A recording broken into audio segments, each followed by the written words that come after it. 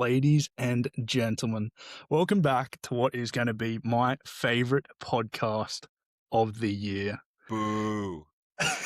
We are here after, what are we through? The round of 16, heading into the quarterfinals of the World Cup. Special man on my left, the big dog in this group. Kenny, how we doing? I feel like that's a loaded question. You sent a text about setting something up to record to speak about what we saw. So I, wanted to uphold it, come here, chat, because there's a lot to discuss. But I'm good. I was shocked.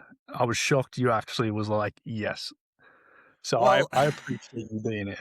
I do. with so much that I get to talk about on this pod, it's only right that, if you can dish it, gotta be able to take it sometimes. So I'm here. Man. I'm here. Now, moving on to someone who was active during the game in the group chat. And I'm gonna have a few questions to ask this man about shit. some of the messages he put in. GEO, how are you feeling today? I'm doing fantastic, man. I'm doing great. And that's great to hear because it might get bad. Last but not least, AB, how are we doing? I'm recovering from what we all witnessed on Monday night. It's gotten a little bit better because of some of the great games we've had post apocalypse on Monday night. So yeah, I'm not excited to talk about it, but at the same time I am, because there are a lot of things that need to be said and discussed amongst that group. we will get into all that later. First, I've isolated a few games that I want to talk about before we get into the big one. I want to open the floor for the England-Mexico game, because for me, game of the tournament so far. We can talk about a couple of things. Mexico in that first half until Jude scored, I was thinking they're going to run away with this. They nick a goal, could be 3 or 4-0. Didn't quite have the quality. Pickford made some good saves. But I want to open up the floor to anything in particular that we've seen in that game that was a real talking point. I'll say for me, being in Los Angeles, I was heavily outnumbered when I pulled up to work with my England jersey, and then I looked around. I'm like, oh, yep, it's just me. And I'm like, okay, cool. But there was a lot of talk before the game, the altitude, all these factors. It might get moved, like because of the weather delay or whatever. Mm-hmm. But yeah, in terms of games, one of ones, instant classic for me, like you were saying. I think in that first half, the way Mexico were playing, this Mexico side is so weird because in the past, I felt like I knew some of the names at least. Like Gilberto Mora, 17-year-old wonder kid. Yeah, got it down. Raul Jimenez, Premier League, just vintage striker. But everyone else, I'm like, who are these guys? Yeah. But they had tech. They had tech. And They were always putting on do. some pressure. They always do. That's what I'm finding out. And they were applying a lot of pressure. So I thought Mexico played really well. And then, Jude Bellingham, oh man, what a guy. But I'll just stop right there for now. AB, I want to ask you this. There was a lot of stuff before the game saying that England would be able to acclimatise. Did you see anything that in that game that you think in any condition England can just go after it and win a game? Like, do they have that top nation? There was a lot of it goes way back. Like Tuchel picks the score going throughout the season. You're like, I don't know who's going to be some of these players, like the left back, right back. who are they going to pick in the midfield? They were talking like, we're not even going to bring Jude because the injury and coming back. But then you pick the squad and it's like, wow, this is a bit of an interesting squad. Like, do they have the quality of France? Now, probably on paper, no one does. And I mean, whatever, but you watch them play this thing. I mean, minus a couple like slow moments in certain games, like they took their Viagra this game. And I mean, they were Hey, buzzing. yo. I mean, that like they weathered that storm. I mean, I'm genuinely maybe one or two other teams you throw into that environment and they're crumbling. I mean, that was so much pressure, but they maintained, they withheld, and then they capitalized. I mean, Jude was, I mean, unbelievable. Like he is an all-star, world class, like truly just defensively, offensively, and he just has like, I was listening to the overlap talking about this game a little bit, and they were just like the way that Jude, he didn't even have to like try to get to that second one when they crossed it and he had it in. He like just arrived, like it wasn't like I'm trying to get there. Like he has that timing that I think only certain players have. So like this England squad, and then whenever some of the players came in, like, you laugh about Dan Burn and stuff, like, some of the quality that Mexico was putting into the box wasn't amazing, but like that's why you bring a guy like Dan Burn. Like he was there for that game. He might not play another minute, but like it was he cleared like 50 yards with his head. Like, I've never seen anything like that in my life. No, the one where he gets the ball kicked into his head from that 3 one. feet away. Yeah, that one was sensational. That was the altitude. You could tell there's that shit went flying. But like they are just, I do think I think they're gonna make the final. I actually think they can have a chance to win this World Cup. I mean, this next game is it Switzerland? No, it's Norway. Okay, that's winnable. It'll be tough, but winnable. You have Argentina maybe on the other side with, I don't know how they're going to play and show up, but I mean, that's a favorable side to make it to the final, and then anything can happen at that point. So I think they got it. I do. I don't know if it's favorable with this Argentina. Yeah, what they can do. Who knows? It's witchcraft. The magic they can conjure up, Bro. There's 2 talking points that I was looking into before this game. The first being Jordan Henderson, because he made the best stat line in World Cup history. 0 minutes, 1 yellow card, 1 broken wrist. Have we ever seen a statistic like that? No. I keep watching that video back, and I'm like, how weak are your bones to snap from 3 foot up? Like, it's like he did the most regular thing.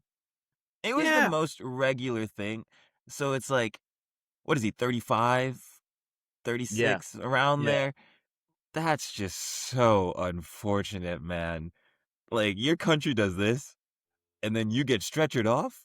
Oh. Yeah. And but the thing is, like, the person in front of him who hurdled that ad board was Dan Burn. Like, he didn't even have to jump. And then Hendo comes, oh, Dan Burn, and just breaks. I mean, it was... But he did fair play. The slow-mo. Yeah. Yeah, the slow-mo was horrible. And then it's like, it's funny you mentioned Dan Burn. Isn't Dan Burn missing like a finger or something? Yeah. It should be more challenging for Dan Burn to hop over it. Here comes Jordan Henderson just fucking it up. The second thing I want to talk about was, and I don't know how true this is, but did anyone see the videos of the Mexico coach telling Anthony Gordon to fuck off? But like, did he? Oh, it was so funny. Did he mean it? Like, I thought he meant it jokingly, right? Yeah. Well, I think so. Well, right after, he's like busting out laughing, smiling at him. It's like, dude, what a you're character, insane. man. The video's class, but I'm also thinking maybe just deep down he already knew, because Anthony Gordon, I've said a lot of shit about that performance from Anthony Gordon. He was really, really good. He was really good. So maybe that fuck you was warranted. I'm not gonna lie. Yeah. That's the interesting thing about the wingers and swapping them in and out is like, Tuchel has made the right decisions on who to play in each game. I think like he slots in.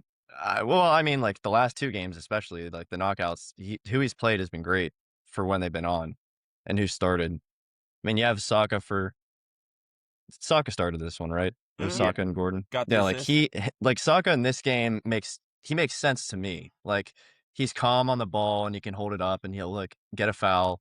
I think that made a lot of sense. And then on the other side, you have Gordon, who's a little bit pacier. So I don't know. I thought Well it balanced. went well. Yeah, it was good. Anything else on the England game? I mean, We can for talk me, about the Kwanzaa red card if you want. it's definitely a red card. Mhm. Like, Yeah. it's unfortunate because I don't think he meant to do it the way he did. But when you get that high Yeah. on a tackle, like, Yeah. come on, Yeah. bro. Come on, Yeah. man. I mean, yeah, I agree. It's just accidentally gone over the ball and it's put him knee high. So it's Yeah. Mhm. I'm just going to say I'm absolutely, and I know we're about to go into a Premier League season where I'm going to see this 38 times, but I am so sick of center backs playing fullback. Like Jed Spence is right there, and I'm yeah, Well, sorry. Well, right. There's a reason Kwanzaa's playing over. No. Jed, I'm sorry, but Jed to start that Yeah. game would have been He wouldn't have got not sent great. off. Oh, To be That's- fair, But I he would have feel got like sent left and right. Yeah. yeah. I think we've seen a lot of England playing the way in which the US play with like Saka was dropping in a fair bit. Like how Dest comes back to play right back and Oh yeah. Freeman tucks in. So like Mhm. maybe I don't know if that's a tactical thing from Tuchel or Saka was just He's just been used shit to the it. last couple of games, so he's trying a little extra. yeah. Unfortunately, the difference between Saka and Dest is like We'll get fire and water. Yeah, no, I will. Hey, I feel like we'll definitely get there. Tactically, I didn't really see a difference in like Saka's play because I feel like this is just what he naturally does. So like Yeah. the way he operates, it's just when he's on the field, you kind of know what you're gonna get. And this tournament, although you could say the overall play has looked a little tired, he's still executing and getting assists. So, at he's the end still of the limping day, for a while. he's still limping, but he's getting assists. So I don't know. The one other thing that it was just kind of annoyed me leading into the game about the England fans and all this discourse on social media and is this narrative that like England were underdogs. I thought that was just I do not I think think they they were were slight favorites. like I don't care like you are England. You couldn't name me actual like 3 other players besides like Jimenez and more or like someone else on that Mexico squad. I don't care if they're playing at home Ooh, in I their don't own like know. environment, but like that makes a difference. That makes a difference for sure. But let's not categorize England as like underdogs when you have without a doubt a better I squad. mean, there's a lot of things you got to take into consideration, though. It's a Mexico team who hasn't conceded a goal this World Cup, Yeah. playing at home, playing at Quinones altitude. is on one. Yeah. Yeah. What was he, 4-5 or something? Yep. He finished Yeah. up? Like, I get it. I understand your point. England do have a much more talented roster, no doubt. Yeah. But you got to take into account that No, and I do, but I hated this. Oh, we're underdogs. We have to play in the altitude. It's like, dude, this is the World Cup. Like, I don't care if you have to play in snow. Like, just show up. You're a better team, and they did. And like, so you know, That's what. and maybe that was the mentality they needed going in. Is okay? People think we're underdogs. We'll show them why and why we're not. But and it wasn't everyone. Like, I think a lot of like. I don't think Thierry Henry was saying they're underdogs and stuff. Like other people. I know what you're saying, but it's like what we're all like talking about. It's the majority of factors that go into it, like the amount of pressure going into it. Mexico played like a proper host nation should in a without a doubt round of 16 game. Like if you're gonna go out, you go out that way because they were balling. They were doing everything possible. It was unfortunate that as an AC Milan fan, when Santi Jimenez came on, I knew exactly how this game was going to end. him also fracturing his ankle when we're trying to sell him is unbelievable. But that's a different story. But I'm He'll just get peanuts. peanuts if he's lucky. But I'm just like, there were so many good things going in Mexico's favor, and they literally threw everything at England. So Yeah.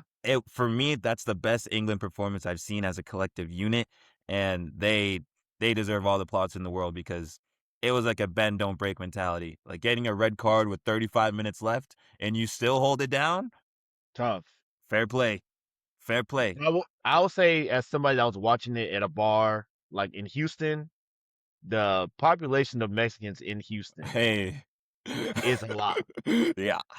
And the bar I was watching it at, people were devastated that they lost this game. Like of course, you had some people that were like nervous going into it, but I swear there were some people that really thought Mexico had a chance going into this game. And if you look at the crowd, they had a lot of factors, yeah. If you look at the vibe going into the game, the walk-ups, bro, they were gassed about it. So, Yeah. I had my head down leaving. I was worried. Moving on to my second featured game, Norway Brazil. Ooh. That's my favorite game. Huh? Really? Yeah. Okay. Do you like that Haaland brace, huh? I love the Haaland brace. I absolutely loved it, man. he's the best striker in the world. I don't know what it is. Wow. Just like that, he's got you, huh? He's got you, huh? That second goal where there was just like no wind up, just bang. Like it was. I haven't seen that from him in a very long time. He's been playing like. Is that a Manchester City problem? A bully. Yeah, maybe.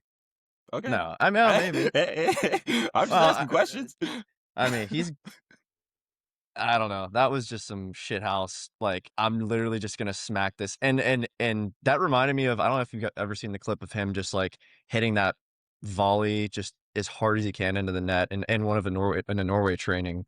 I think maybe it was his right foot. I don't know, but it just reminds you like how shot power he is just kind of unstoppable when he wants to be on a team that's in the bottom right hand corner. Like you couldn't. No, it was perfect corner. Like he just scores goals. I don't know. Yeah, like he didn't do much else, but he like barely touched the ball the whole game. Is that even like a discredit though? Because he's out here defending, he's out here setting the press. Yeah. He's doing a lot. He's doing a lot, and it's like, I know we're talking about the second one.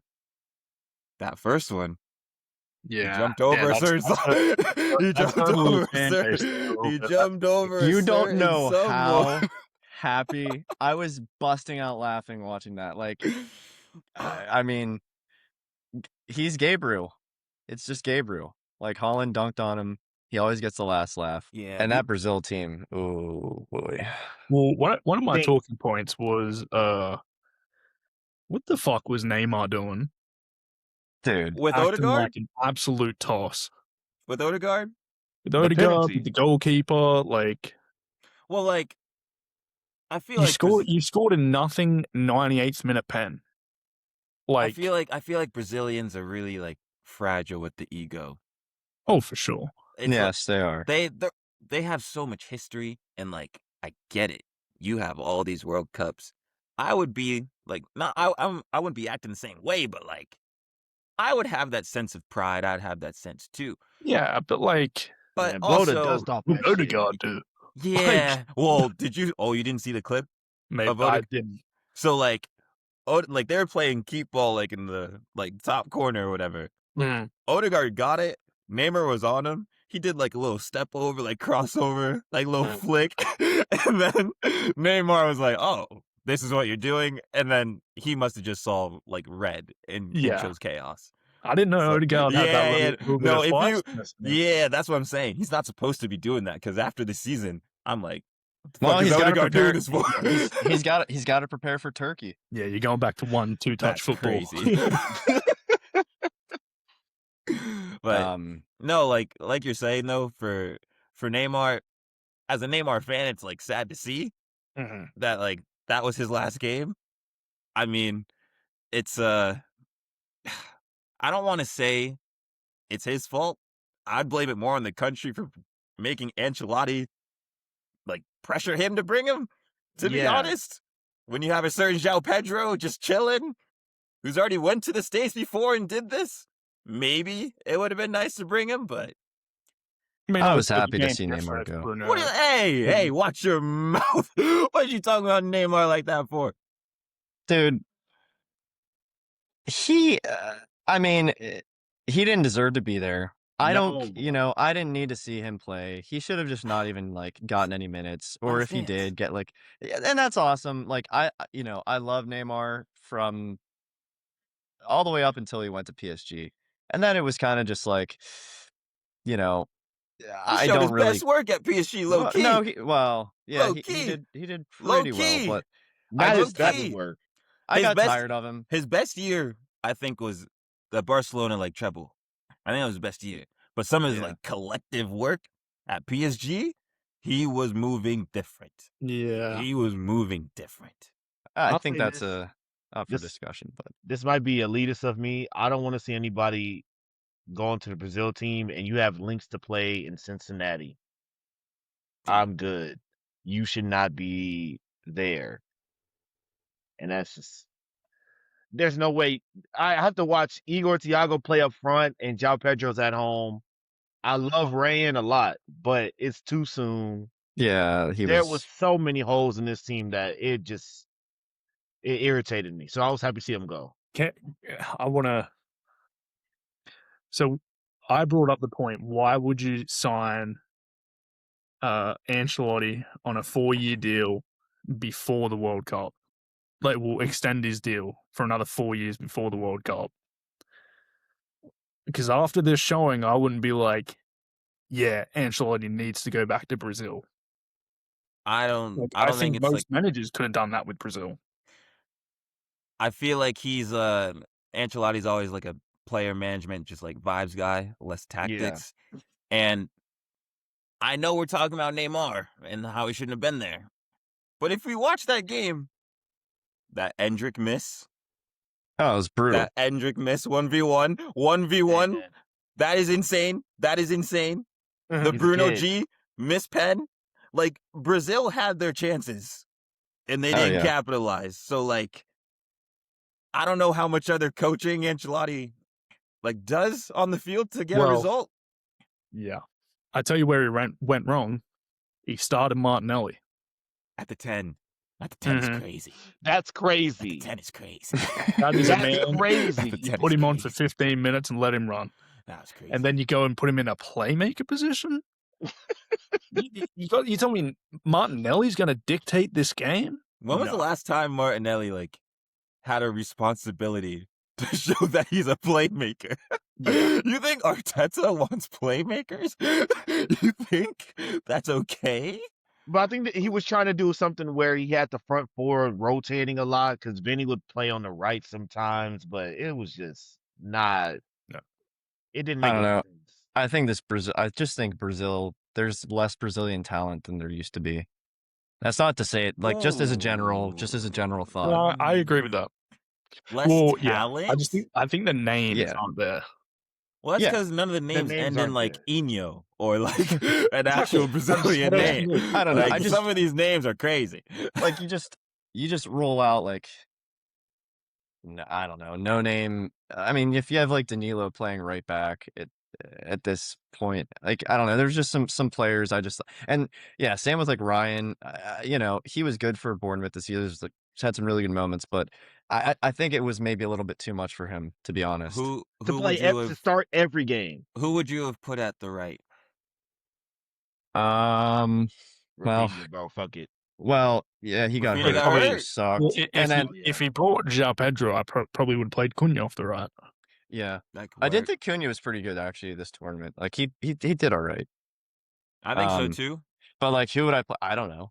Like, I wish Esteban was there low key. Well, I was thinking like future wise talent. Like, okay, hopefully Esteban develops into something great, and then Ryan, hopefully, if he gets a couple more seasons, goes somewhere else, develops more, maybe. But I don't know. You just don't. I feel like there's not as much of that top tier talent as like the old Brazil teams that we used to see. But I just feel like they keep getting caught it like in between eras. If that that makes kind of sense. makes sense. Like the Neymar stuff, they were kind of like in between. Like it didn't really gel at the right time, and then now it's not gelling at the right time. 4 years ago, it for sure did not gel at all. So I feel like they just can't get the timing right with like some of the players because it's just they should. Well, I think- they should have achieved more than what they did, is what you're Yeah. saying for the generation. And especially next one looking ahead, you're not going to have Casemiro or Marquinhos or like Fabinho or Allison. Like probably not The going to name have you some just of said, those though, players. was Oh my crazy. god, I forgot Fabinho even played. Holy shit! I know, but he did play minutes. Like he actually got some Holy minutes. Like shit. it was. Yeah. Goody, as a Liverpool fan, when was the last time you saw Fabinho play? To think that Fabinho left us probably 3 years ago now at the age of like 29, and that's when he lost his legs, to still see him in a World Cup. That can't be 29. That can't be 29. I saw a tweet about Fabinho in Real Madrid today. So, or either today or yesterday. Is that a burner? Did you start the rumor? Fabrizio Fermano. Is it his burner? Fabinho is 32 years old. Like, no, he's not. Yeah. No, he's not. I thought he was like at least 32 when he left Liverpool. that's what he looked like. That is a 45-year-old man. Nah, he's That is a 32. 45-year-old man. I know we're gonna move on to the next game, but before we do, AB, to your point, I guess like talent-wise and everything, I forgot who it was, but someone was like, I think Brazil's doing like pretty poor because there's a lot of Brazilians that are in the Premier League. Is there any merit to that? Like, what do you think about that statement? Kinda. I mean, I think center backs that play in the Prem could be fine because I think there's like a certain level of like defending you have to do in the Premier League and physicality and stuff that fares well like across. Yeah, we had the likes of David Luiz and the other one center back for Chelsea. I forget his name. He's escaping me. Thiago Silva and like other guys like that. Gabriel, sorry. But yeah, I mean, I feel like I don't know, years past, you play a certain way in the Prem, and it doesn't fare well for like flair players, for example. And the way the Brazil history, I know, like they play with flair and they have a certain style. That one is eye catching, but also like it I don't know. It's a way of like life for them, and you play in the Prem for so long, and it's just.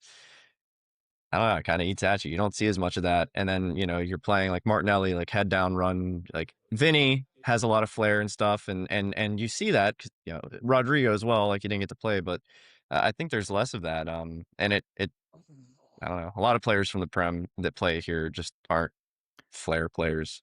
I mean, I may be wrong in saying this, but I feel like when Brazil was at its peak, like in whatever, they won 2002, runners up in 98 and won it 94. I feel like the Prem wasn't the top. It was like Italy.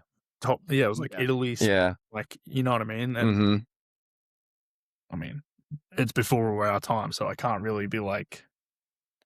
Remember what? Yeah. It was definitely different back there. And, that Brazilian flair that they're known for, like, might have been able to catch out the English teams who try to play typical 4-4-2 of old, like I feel like other countries have adapted to understanding how they play and the way, like, how they conduct themselves on the field and what they want to do and how they're going to get something out of a game.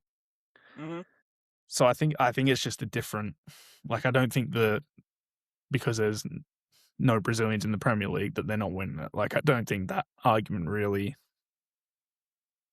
Yeah, they were saying there's too many Brazilians in the Premier League. Oh, too many? Yeah. They want them. Right. Yeah. Yeah, I mean, Rafinha goes to Barcelona and it's like a different player. Rafinha at Leeds versus Rafinha at Barcelona. Yeah, I mean, he was good at Leeds. He was good. Crazy stuff at Leeds. No, he was like on Leeds, but I don't know. You just see it. You can see more of it at Barcelona, I guess, is what I'm saying, and you see less of that in the Premier League. Mm-hmm. Yeah, I don't know.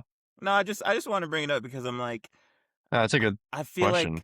like them, like Brazilians in the Prem, it's like that can't be the reason why your national team's failing. Like that. No, it you can't. be. I don't think you could So, blame it on that, but maybe it plays a tiny part. yeah. Because then it's like Brazil's stars aren't playing in the Prem. Like if you think Yeah. Brazil now, you think of like Vinny, like you think of Rodrigo. Like obviously he's injured, but like Mhm. I don't know. And maybe it's also their managers. Well, I guess Ancelotti had a stint, but maybe the managers aren't.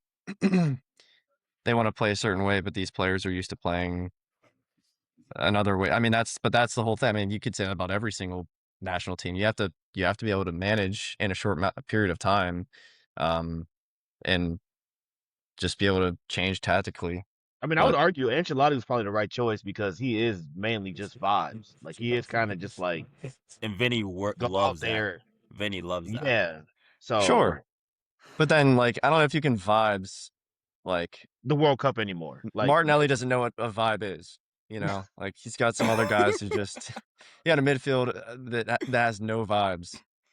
That's fair. he put out That's fair. a dead midfield. Yeah, Casemiro, Bruno G, and Cunha or something, whoever. Oh, It's an interesting midfield, but But again, who else? Like I Yeah. would have played Casemiro and Bruno G I'm for scared sure. that would have Like, been my midfield too. Like yeah, probably. like, It's just funny Yeah. that like and we're again, talking. it's I mean, no disrespect to Norway, but like, how many names from Norway do you really know other than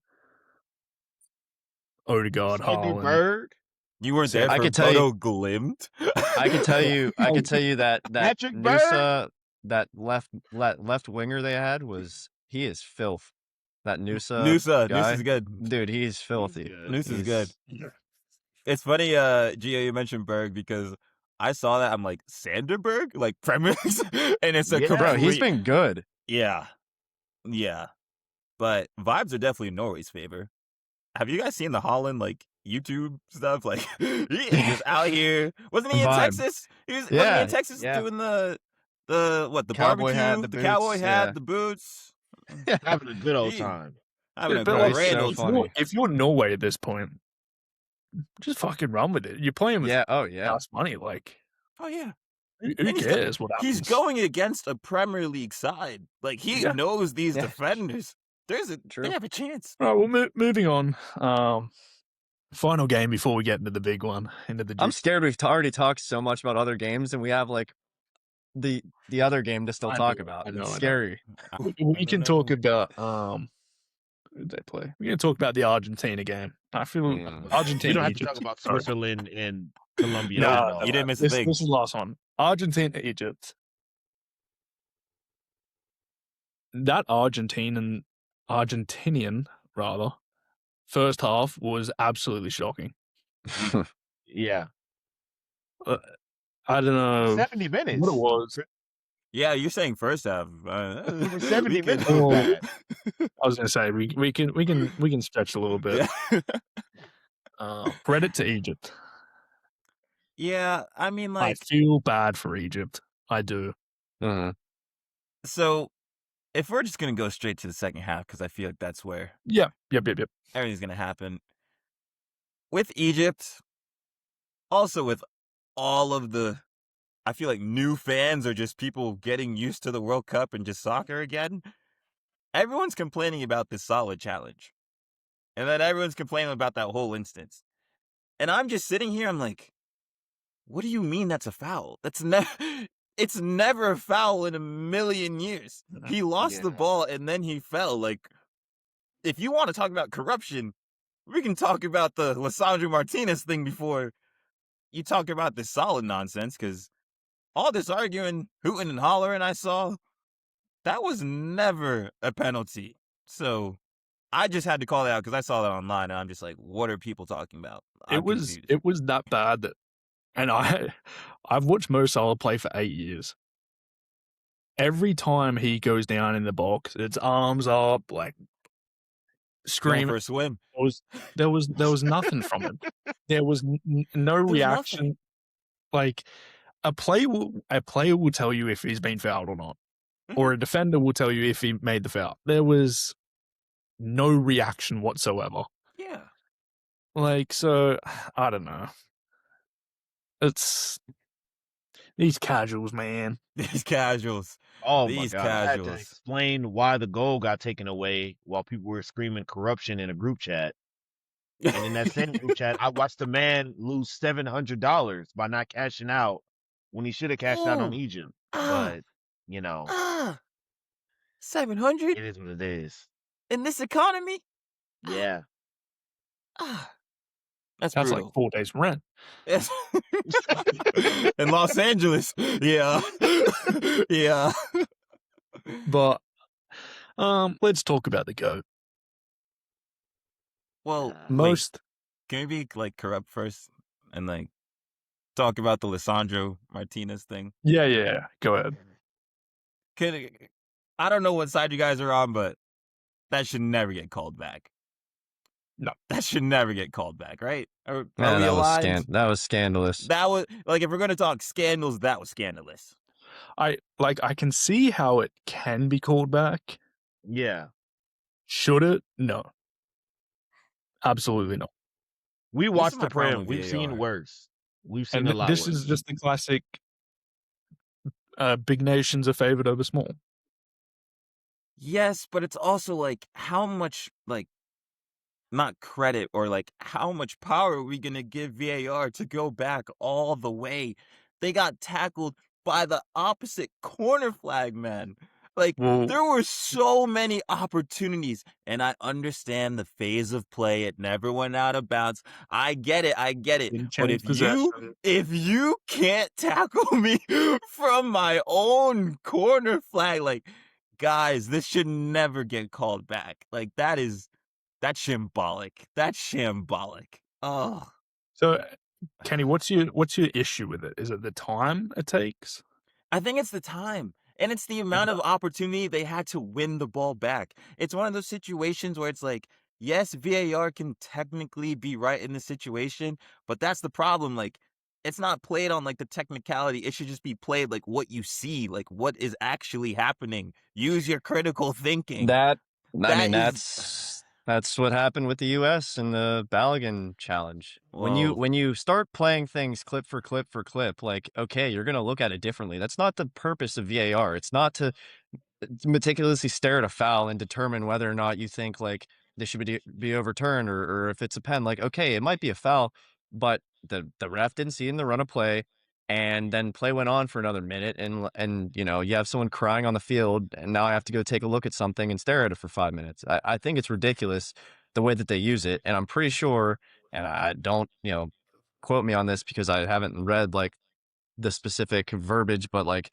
it's not the intent of VAR. So it just irritates me. That's like one of my biggest pet peeves with VAR. I hate it for that. I don't disagree with that, but there is like the Kwanzaa challenge. The referee didn't blow anything for that. So like, Yeah, I think that's a circumstance which they got it right. They just, and they would have slowed that down for a while, like replayed it. So I understand. I don't know if it's the process that's an issue. I think it's the people who are making the decisions are just getting it wrong. I was just gonna say, I feel like there was a period early on in the cup where like they were not listening to VAR at all. Like there was a good run of games where the referee would send them to the monitor and they'd be like, "No, my call was right. I'm sticking with my call." And then as soon as we got to the knockouts, they just completely flip flopped on that. Well, I mean, I don't know if you remember, but the whoever made their debut as a Premier League ref this year, in his first game, he got sent over the monitor and was like, nah. Yeah. And he got the decision right. So I think it's all, if you have the balls to go and stick by your decision, all credit to you. Like, I just don't see it happening in these later stages because there will be so much scrutiny. Yeah. If you're wrong, you know what I mean? Like, I think it's, I think that's the thing. That's the thing right there, though. It's like, if you're wrong, of course, like there's gonna be moments where you're wrong. Like, So if VAR gets it right sometimes and they don't get it right other times, there's inconsistencies. The same as human error. So we're like, this VAR thing is just bothering Yeah. me so much because once you I- get to a point of like, oh, we're pulling this goal back because of a challenge that happened so long ago. How much more is VAR going to have in saying like, oh, this throw-in should go this way, this free kick should go this way, this court, like for the World Cup, they're already doing corner kicks. Like they're already making the switch. If it's a wrong Yeah. thing, they're making the switch. How much farther can they go? How much more power can they take? And it's just annoying. It's absolutely annoying.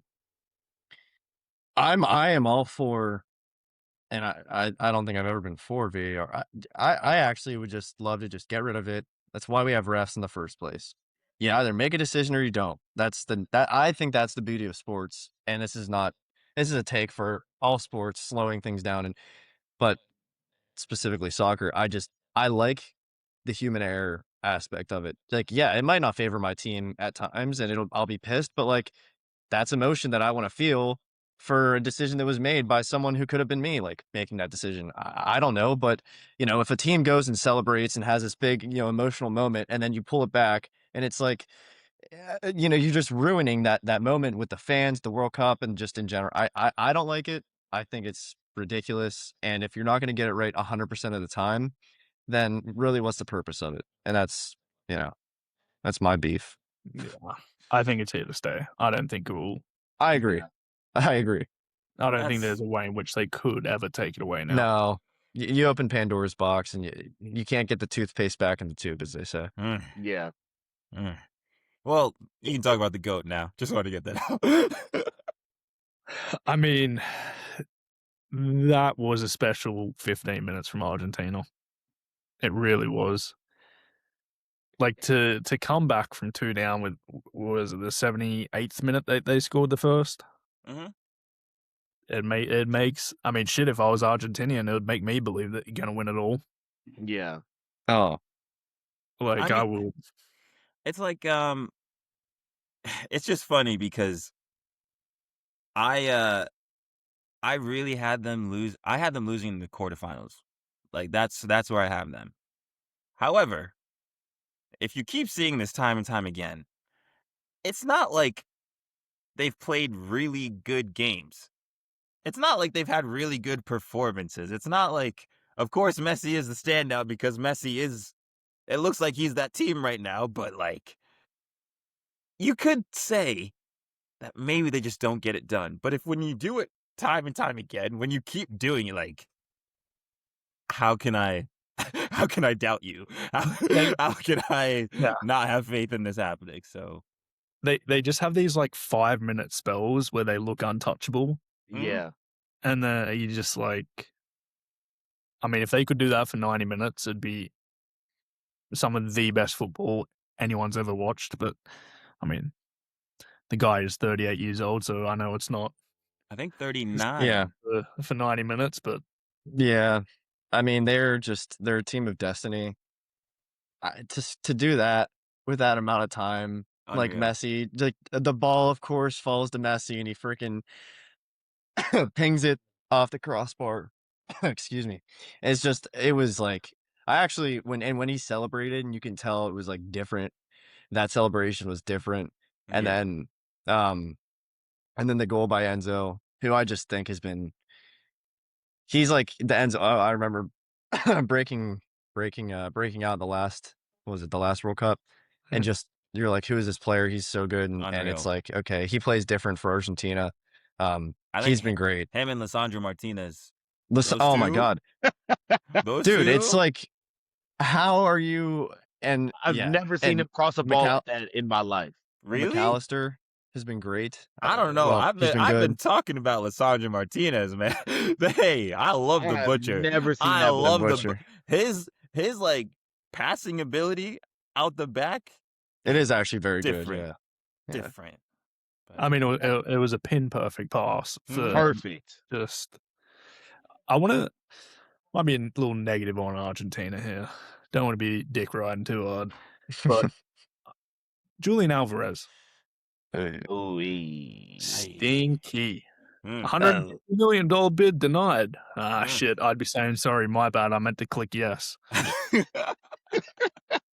Refresh the It page. has been woeful. Yeah. Off the Yeah, bench, he's been good, but I think when he strikers yeah, strikers have not been great for them. yeah. Do you think it's like the transfer thing is going on in his head, which is messing up his performance? Well, from what I was hearing, it's a fitness issue. Sure. Mm. Sure. Sure. You've played the last That's what 5 you can games go in with. the World Cup. Shit, take a couple of jogs around the field and you'll feel better. Like, Yeah. I don't know. Like, I didn't realize a fitness issue made you unable to pass a ball. Like, Mm. so I don't know. It very well could be that. And I'm sure it always affects a player when I guess they don't know their future. That when the season starts in When their team is quote half an tweeting the team they want to go to and, Yeah. and doing all that. Until being held hostage doesn't help. Right. But I don't know. I expect He's been poor. He's been poor. Yeah. Underwhelming. Yeah. I I don't don't know know. though. It just feels like the rest of the. I won't say the rest of the team like is just doing what they need to do, but certain players are. So like vibes and see what I mean, happens. like Tagliafico. I haven't heard his name in 4 years yet. He's turning up. Yeah. He's been good. Montiel, not Montiel, Molina from Atletico, and that other left Medina, the left back who's been playing. Like he's been pretty good. They brought on Yeah. Otamendi. Like, Yeah. Didn't even know That's the original. That's the crazy. OG Butcher. Yeah. That's the OG Butcher, bro. I think he plays for River Plate right now. Yeah. I mean, even with like the Butcher, he's played probably 10 games of club football since the last World Cup. Mhm. He's been Yeah. great. Like, He's been. Romero is like a freaking animal A in the new air. man. Like, That's a new like man. what? It's a new man. Not Bro. Gio, I get it, but like it's a new man. Only It's because the, Simeone's watching. That's why he's playing for a move. They keep panning on Simeone. oh yeah, every time they It's so score. funny. Yeah. It's the 500 pounds of meat that the Argentinian teams. Oh Yeah, yeah, shipped over. Yep. The import. Alrighty. Let's get into the business. I got a little sectional here. We're going to talk about a little before the game. So what was it? Was it Thursday we found? No. What day did we find out Balogun was back? 24 hours Day before. Okay. So let's start there. All right. I want to say the red card shouldn't have been a red card. The process in which they did this is just wrong. If they came out and said, look, we got the decision wrong, we're taking away Balogun's red card, I don't think anyone really would have been like up in arms as much as they were than just suspending it, suspending the suspension for a year. I certainly would have been like, oh, they got the decision right and moved on. This just puts I don't even know it just sheds a bad light on the whole situation. AB, Gio, any thoughts? It's one of those situations where just for this, just for the sake of the scenario, take that it's like a US player out of the equation. Well, I mean, I think we all know A call was made. the political landscape of FIFA and how that's kind of been in the past. I agree. I don't think it was a red. The process was horrible in which they did this. That's kind of my issue. I don't think in life you can just like make a phone call and ask for things to go away and make them go away. Like I think that's a little, ridiculous. To not going to get into all the other stuff that I think is wrong with it, but I just they made exceptions. Did this happened to Ronaldo? Like they suspended before the World something Cup for him, to right? like get him in. But and I think maybe one other situation they brought up, and I can't remember the player, but to happen at this stage in the U.S., U.S. player, U.S. team, all the other stuff that you hear about, and it's also kind of out in the open. Also, just makes it worse. I didn't love it, but like, of course, it happened. Like it benefited us, so I'm not going to be like, mad that it happened. I want the right thing, but I think anyone else would be upset over that. So I get it. Yeah. Just like going off of that, it's like I know with all of the parties involved and everything, if calls get made, calls get made. I feel like this has happened before in the past. It's just we have someone who wants to boast about it. We have someone who wants to say, I made the call, you're welcome. Yeah, look at me. And it's like, it doesn't have to be about you. Like, just let people just speculate and do what needs to be done. On the other side of it, though, I'm just like Amy said, I don't want to say I'm upset. I think I'm more upset that we did this for Balogun. And I'm not trying to be shady. And I know he had a good tournament. But look who we're doing this for. Look what the phone call was made for. We're doing this for Balogun? For Balogun? Guys. Yeah. Guys. So then we make the call for Balogun. And I don't know why this fiasco turned into this, but we just started getting mad disrespectful towards Belgium, which in hindsight, we shouldn't have done. We should not have done. But look But what that's just like the look US what we shit made talk, the though. call for, though. For Balogun. Like, But if we're gonna make a call, like, can we at least save that call for something else, man? If you've got one, I don't think I would have used it on that. This man Not is at a all. 77 non-rare on FIFA. What are we doing? What are we doing? Hey, but he played like an 85 rare goal. He was this informed. tournament. He was informed. No, he got like a team of the week. He was really informed. But that's who we're making the call for. That's who we're going to toot our horn about. We got Balogun back. Man, this team is just built on next man up. Clearly, I know you're going to talk about it eventually, but we don't have a star player. This is just a next man up mentality. So, unfortunate we didn't have Balogun, or like we shouldn't have had Balogun. But I was already mindset, we go. Whatever's next, we just figure it out. We move. But we made a call for Balogun. I would argue that making the call and letting them play just gave Belgium even more. Without a question. Like, so you're inviting all this unneeded pressure on yourself and I'm not being disrespectful, but the man you made the call for only played here because they left his mama at the airport. That's what I'm saying. It's not even that serious of a guy to make the call for, especially at this time in the tournament. This time in the tournament, Belgium have been playing like shit. They haven't looked good, but it's like they still have the best goalkeeper in the world.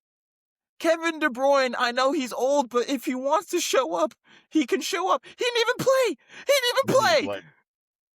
Jeremy Doku was on the bench. They was gave on the Doku bench. fuck you minutes. That's what I'm saying. And then I don't know who that right winger is, but oh my gosh, does he love playing against the United States? Oh my goodness. I've never seen someone just turn up as much as he did, as opposed to Charles de Ketelaere. Did you see this stat with him? All he does is score against the United States, and this is Charles de Ketelaere. Everyone on Belgium decided to turn up because we decided to disrespect them for saving Balogun. Come on, bro. Well, we're talking about the disrespect that you were giving Belgium. Belgium gave it back, and we've seen that in the locker room afterwards. We seen a tweet after the game saying, reverse that or something. Yep. Or yeah. I've seen it. I mean, I love that. I do. I really do. You have to. I really love it. Yeah, no, it's fair. It It's just fair. undoes all the hard work us regular Americans do, who just want to see our country be good. Mhm. It just turns it into a joke again. Every 4 years, we get turned into a fucking joke, Mhm. and we have no role to even play in it. Mhm. Yeah, no, it's like what they did in the locker room, what Lukaku did for his 4th goal. I'm still gonna throw some shade because Lukaku wants to be American so bad. He loves it over here. This man loves being United States. But also, I know they did the dance. I know they thought they were doing something. They don't understand the political climate over here. Yeah. There are so many different opinions going on that, like, you might have offended some people, but other people are like, oh, fuck it. Fuck every ball. Yeah. So it's like, Man. you have that Especially in aspect. Seattle, like That's what I'm saying. It's like, oh, you thought you did your big one. Thought you did your big one there, huh? But I'm just like, it's just so annoying because this was the game for everyone to turn up to for like the United States. We talked about earlier the way Mexico lost, noble. Like that's, if you're gonna lose, you throw everything out there and you absolutely go for it. From minute 1, I saw a bunch of like scared, weak, just not built for the moment players. And this is what's frustrating because this was the core group from 2022. You should be okay. Who you like, and you're just not. You're just not. That was the worst game I've ever seen them play. What a time to do it. Yeah. We can break it down a little bit. Do we? Oh. I just want to. The game was mistake ridden. So, Kenny, you brought up a good point there.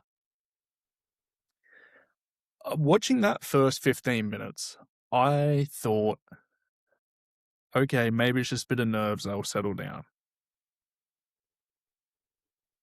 And you hit it to a T. They were fucking scared. Scared. Yeah.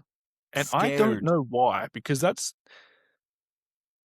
Belgium team they put out wasn't like a holy shit, this is the best team we're ever going to play in our lives. Like, I don't know what it was like that made them this, like, go into their shell, like, don't like just make so many mistakes. Like, McKennie didn't hit a pass for the first 20 minutes. Like, I don't Oh my remember God. seeing him play. I don't Yeah, remember like- seeing him play. I don't know. I mean, I do. There's going to be a lot of bad here. I do want to give credit to Tillman because he Yeah. looked to be the only one who actually gave a shit, to be honest. Tillman, Freeman, and Yeah, then and Freeman. I know he was involved in the fiasco, but he didn't deserve it. Balogun, like he played well. Like he played not He during that gave game, effort. not during that game, but at least there was effort. He At gave least effort. yeah, similar Always. similar to like, I know we were clowning him, but Berhalter when he came off the bench, at least Dude, he tried yeah. stuff. He tried. I mean, I thought that was going in. Weak foot. Yeah, That was. I tell you what, kid's got a ping on him. Yeah, he does. Dead ball specialist. Volleys, Yeah. like, I'm here for it. Like, I'm here for Yeah. the vibes.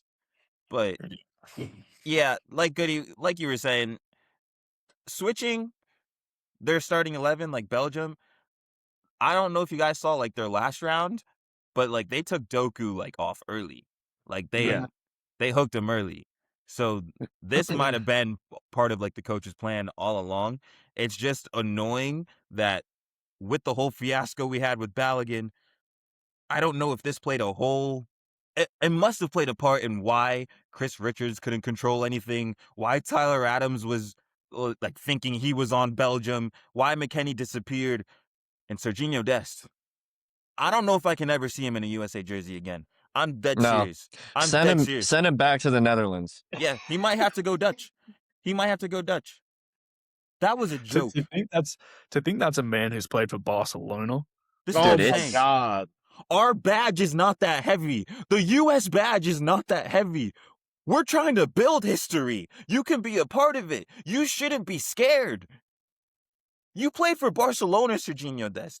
You played for AC Milan for a season, I remember, unfortunately. Like, it should not be that... Fucking hell. Well, this is the issue, and there's no like, you look up to one player on that team, okay? Oh, gosh. Whether he wants to be there or not, and that's Mr. Christian Pulisic. And talk about someone who did not step up the entire tournament was him. I thought he was he had a decent couple moments in the first game, but other than that, I did not think he was very good at all. He didn't want to take anyone on 1v1. He would dribble a little bit and then just pass it back. What else can I say? Well, one thing, he's a freaking wimp. Okay, I'll use other words, but he's a wimp. Let's go. He's a wimp because this dude does not want to be in the spotlight. He gets all the publicity on him. He gets all of this, all the advertising and all this stuff. You are supposed to be the man. For years, you should have been and should still be looked up to be the man, but you're not. You don't want to take that helm of being Captain America. He doesn't even want to be it. He does not want to be it. He just shows up. He gets put in the lineup. We all look to him, and then whenever your captain, whether he wants to be it or not, is not showing up, then how are you supposed to play? He looked scared. And how does that make everyone else play? Because there's some guys who don't have the experience. But then there are other guys that should step up. I agree. Tyler Adams, McKinney, Dest, Robinson, Ream, like those guys should step up. It shouldn't just be on one guy, but unfortunately, it is on Pulisic. A lot of it is. Now, I don't blame him for other players not stepping up, but whenever you have someone like that, that you're looking up to, not taking it and grabbing it and wanting to do something with it, then like what kind of message does that send to the rest of the team? And then, then the thing is you get hurt. And then rather than fighting through, you just go off. Like, sub me off. Looking to the bench and saying this is like the most crazy thing. That is literally waving the white flag with like 40 minutes left in the game. I thought it was just the worst thing I've ever seen. I can't stand him. I don't want him being our spokesperson, our billboard for this team anymore. Give it to someone else. I'm done with him. I just want to say, well done, AB. I agree with everything you've said. It's probably not a smart idea to have your main guy set for this World Cup to be a guy who scored one goal in 2026. That's all. If I was US, if I was in control of the socials or whatever they're doing, I would not have put him as this is who's going to be our everything. This is the guy to look out for. I wouldn't have put him in the commercial that had him fucking scoring an Olympico in the World Cup final. Bad idea. He hasn't scored. He scored one goal. Like, I get there's probably an expectation that he's going to step up in the US jersey, but I just wouldn't be taking that bet. Well, before I go, who would you have? I would have played someone safe. I would have been like, I don't know, maybe like a Chris Richards or a Tim Ream, like, Tim Ream. McKinney. We're better than Tim Ream for the star marketing. Hey, yo, Tim Ream. McKinney going into it, I guess.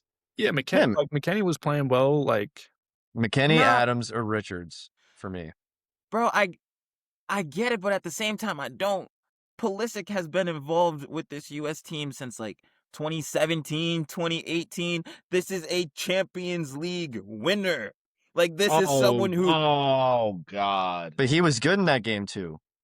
He was good in the campaign. That whole campaign, him against Real Madrid. Like, we're not going to forget about what Christian Pulisic's talent is and how good he is as a player. The problem is, as Goody said, and as an AC Milan fan, I haven't seen him play well since December. I haven't seen him play well since last year. And he's trying to tell everyone, like, oh, it's fine. Like, I feel good. Like, when I have the U.S. jersey on, all this hoopla. Because when it's time to step up, when it's time to do what you have to do, like AB said, you have to step up for your country in the biggest game of your life.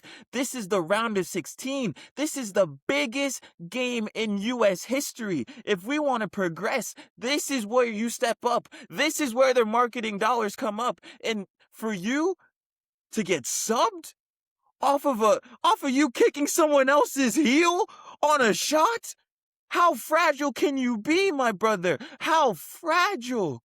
This is weak. This is weak. I know people shit on the past U.S. players, but I know Clint Dempsey wouldn't have gone off the field. I know Landon Donovan wouldn't have gone off the field. I know someone like a DeMarcus Beasley, who was out here taking pisses during the game, would have did something like that and come right back on to play. Pulisic just saying, now I can rest my ankle. What are you resting for? There's nothing to rest for. This was your thing. This was the moment. And you failed. For a guy who's been in the spotlight for since he was 8 years, like 14. Yeah. The media training on this guy has to be better. Because how do you come out and you say, yeah, I rolled my ankle, but I can rest now? This nonchalant gimmick that he does, I'm so over it, dude. Be chalant. Even if you say, please look, be chalant.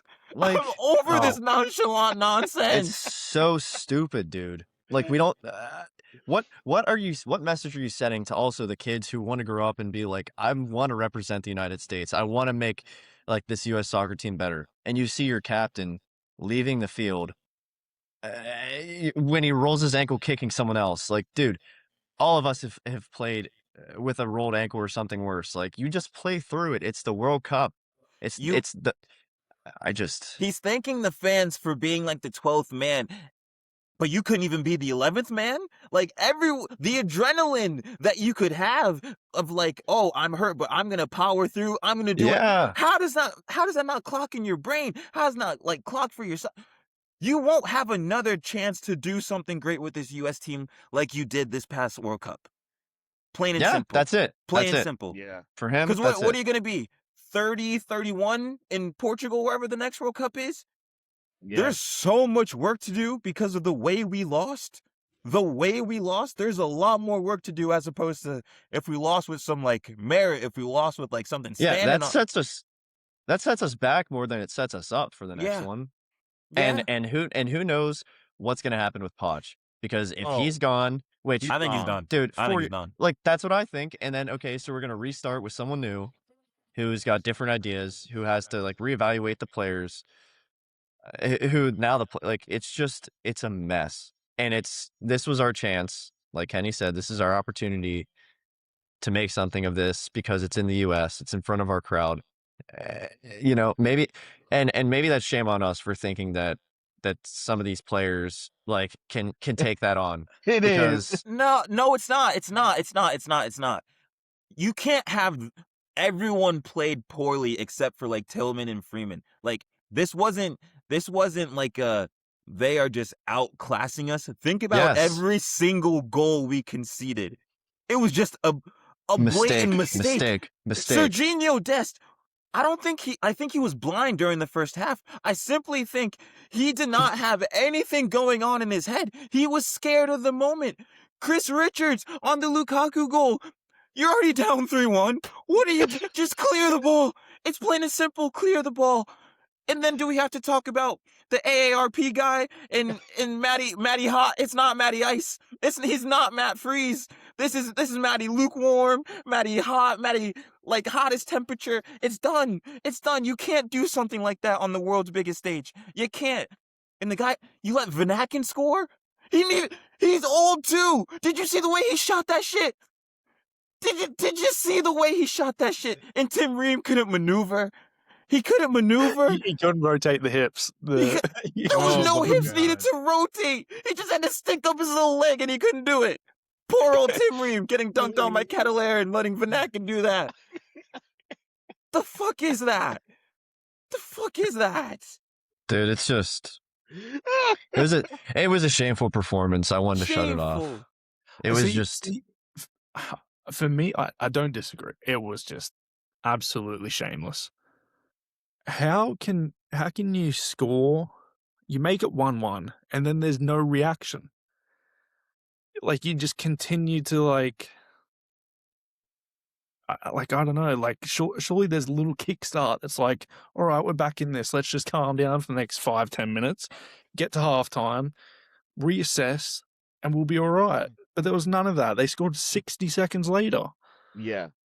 Like I just don't get it. I did see a great tweet, and it was like, if you're a casual US fan and you're wondering why Belgium beat the US so bad, just picture 11 Haaland killers on the field, because that's what happened. Like, that was Yeah.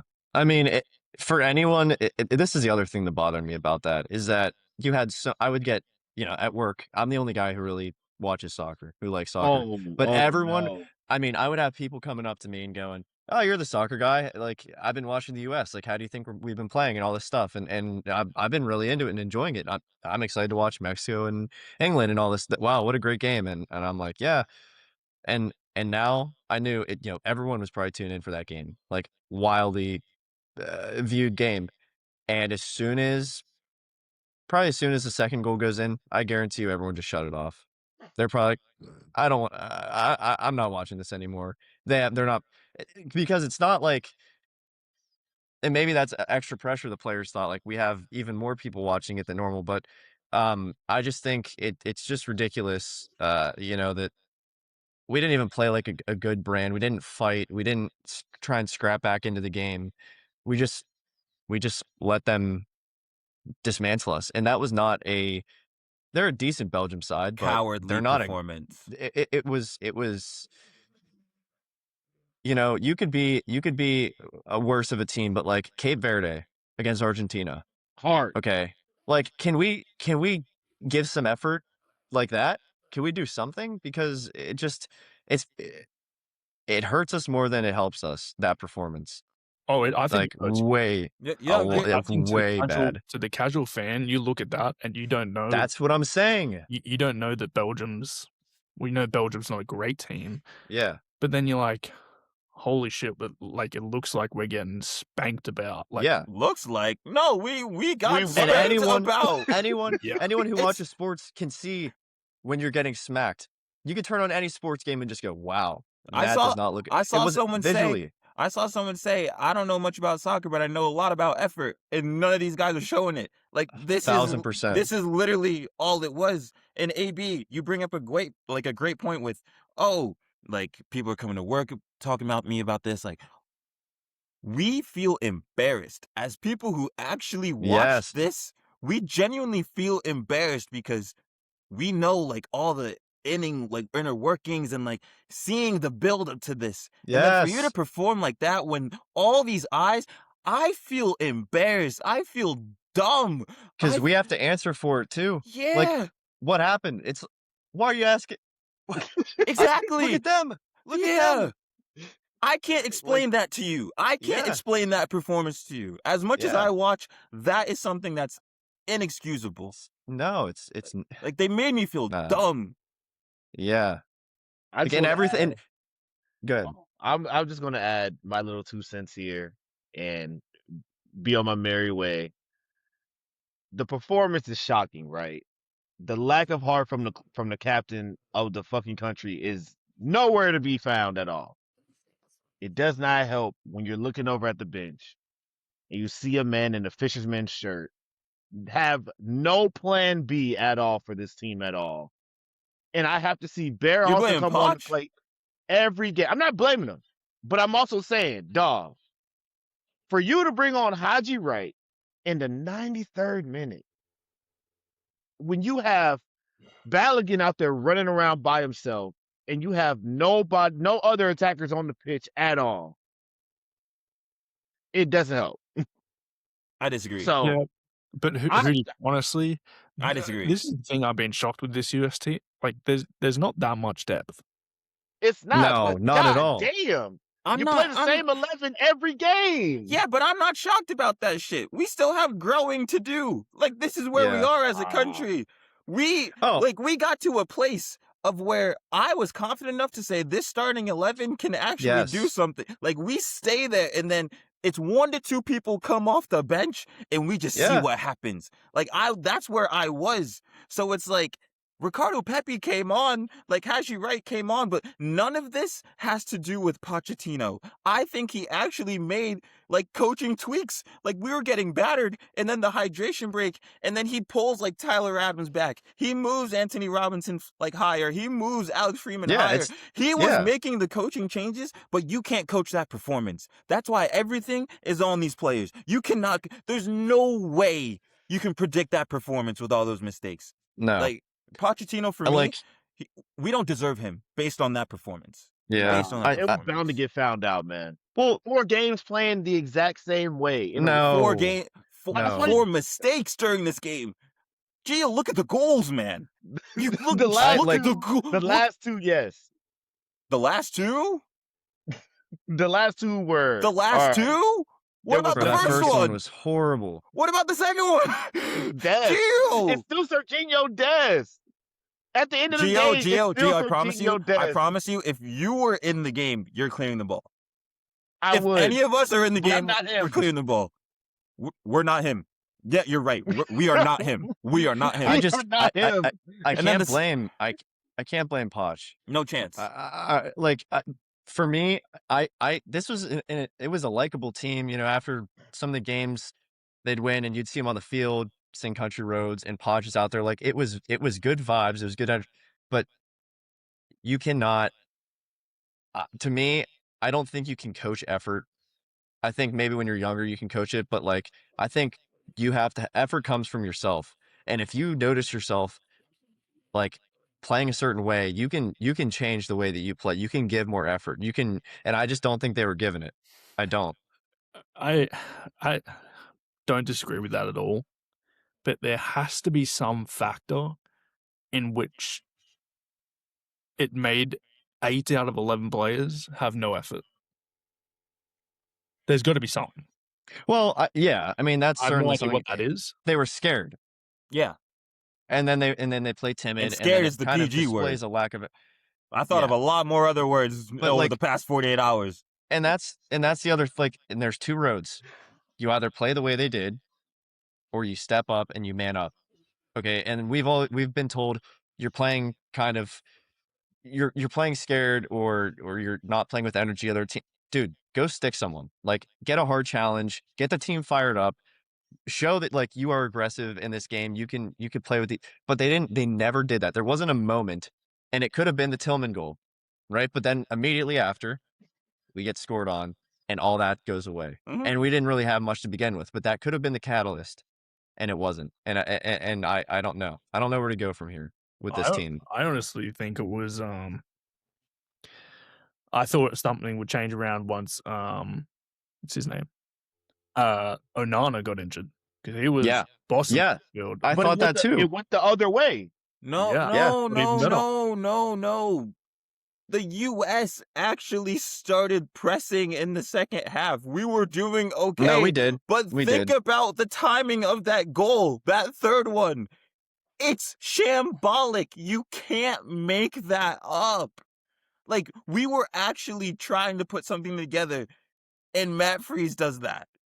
Like, it was the worst possible time to make your first mistake like that. Like, you couldn't have dreamed it up any better for Belgium. Yeah.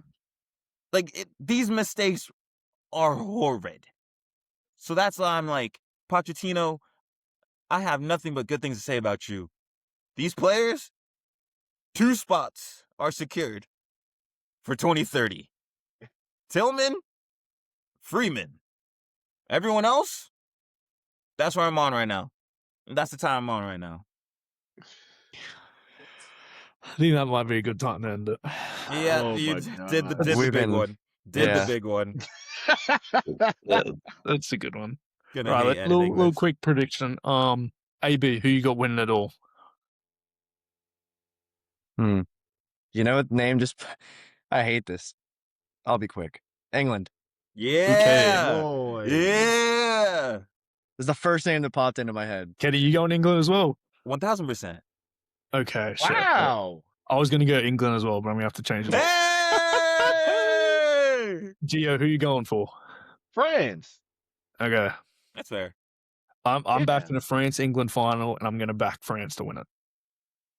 Now that's gonna be a Nah. fucking game. Bro, think- I will say, Morocco, watch out. I said it Yeah. before. I think Morocco is sneaky good. They're They're gonna not really lose- sneaky Are they going to anymore, lose like but- 2-1 instead of 3-1, or what are you saying? Watch out. Well, I don't know. The Now thing more is, I'm- dude, France score one. France score one. They could score 8. So I know. I started thinking about it yeah. when I'm like the matchup, and then I'm thinking, well, you've got I can watch. Yeah, whatever. Just tell me what to Yeah, watch out for. yeah, It's well, something to watch out for. yeah. I guess really, yeah. We're gonna see it. A good game. A good game. Good game. I cannot wait to see Issa Diop.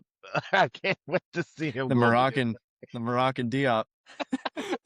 All right, Goody, wrap us up, man. Alrighty, gentlemen. This has Oh my been God. the remotely related pod. This has been Kenny. This has been Geos, AV, and your boy Goody. Thanks for tuning in. Make sure to like, comment, and subscribe. Who are the lads? Come on, England. Come on.